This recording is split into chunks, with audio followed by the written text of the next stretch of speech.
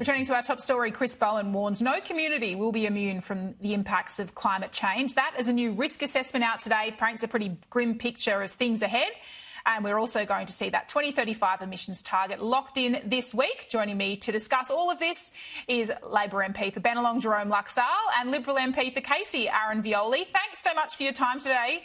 I want to start with you, Jerome. The climate report out today. How alarmed should Australians be by these warnings? Flooding, heat, for example?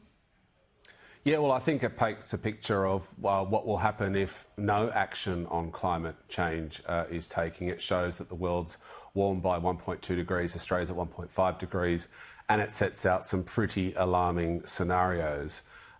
So it just strengthens the case for consistent and ambitious climate action. And I guess it makes a fool of anyone who thinks that we shouldn't reach net zero by 2050, noting that that is the absolute minimum we need to do. Climate action isn't a nice to have. Reducing emissions isn't some sort of fluffy fairy floss that you buy at the fair. We actually have to do this, and this report lays that out bare for everyone to see. Property value plunging, impacts on productivity, deaths increasing. Like, this is some pretty serious stuff, and I would implore everyone to take it seriously. Aaron Violi, one of your colleagues, Matt Canavan, was on the show earlier. He argued that the risks outlined today in this report are overblown. What's your reaction?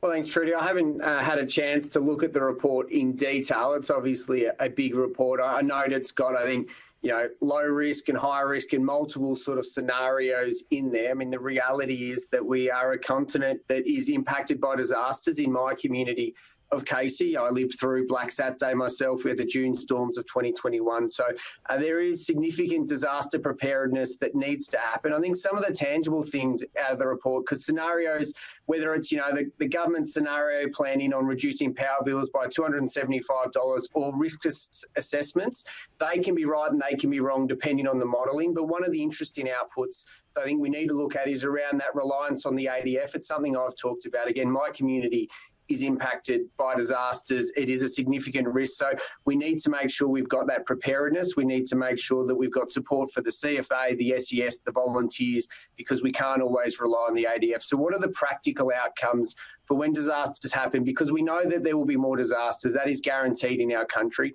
What's the government going to do to make sure we're prepared and we've got the infrastructure and support in place? That's what I'm interested to see, because that directly impacts my community here in Casey and many communities across the country. Jerome Laxale, I know you're a vocal champion of stronger action on climate change. How ambitious do you want to see this 2035 target to be later in the week? Yeah, look, it's a big week for climate. We've had the report out today, and reports are saying that a target will be released this week. The government got the Climate Change Authority's report on Friday, and that's being considered. It'll go to Cabinet. Look, I've been one of many Labor MPs who have been pushing for two things: achievable targets, but also ambitious targets. Today's report outlines why we need to take action. Net zero by 2050 is the minimum.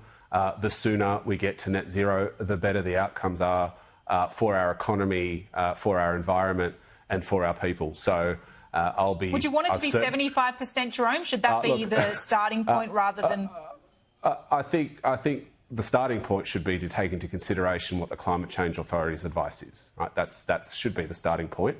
This is an independent body set up by the government, and we're one of the world's best practice in terms of receiving that advice, but also taking it into consideration and using it as the baseline for our emissions reductions targets. I think that's really important that we look at their advice. I haven't seen it. It's gone to the Minister. The Minister will take it to Cabinet.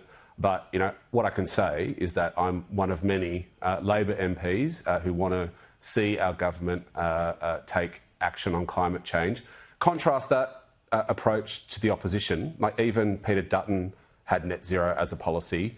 Susan Ley still doesn't have a net zero policy. You've got people like Matt Canavan and Barnaby Joyce, foreshadowing opposition to net zero, even though they haven't gone through their process. I mean, they can't even agree to what day of the week it is sometimes, let alone something as significant as net zero. So we'll go out and do an important job in setting an emissions reductions target this week, and I'm hopeful that it'll be something that I can go out there and say I'm proud of. Aaron Violi, quick reply to that. It doesn't seem like your party and the coalition is any closer to settling this debate on net zero, let alone the 2035 target. Well, Susan has been really clear. We're working through a methodic process led by Dan Tehan, because there are three key pillars to the energy system that Jerome and the government don't want to talk about. It's obviously emissions reduction as soon as possible, price, and also reliability. And the facts under this government is emissions reduction has flatlined, and most credible experts say they're not going to hit their 2030 target.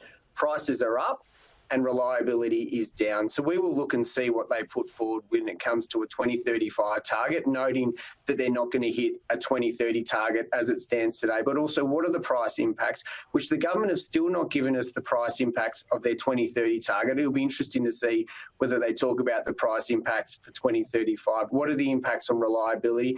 And what's the pathway to get there? Because they can have a target, and they're really good at setting a target, but they're terrible at delivering a target, whether it's housing, whether it's energy prices, whether it's emissions reduction. I note today that Minister Bowen is now walking away from green hydrogen. Just 2 to 3 years ago, green hydrogen was one of their key pillars to get to net zero by 2050. So while they have a slogan and they can set a target, they're not delivering, which is what the Australian people need. It's what the environment needs.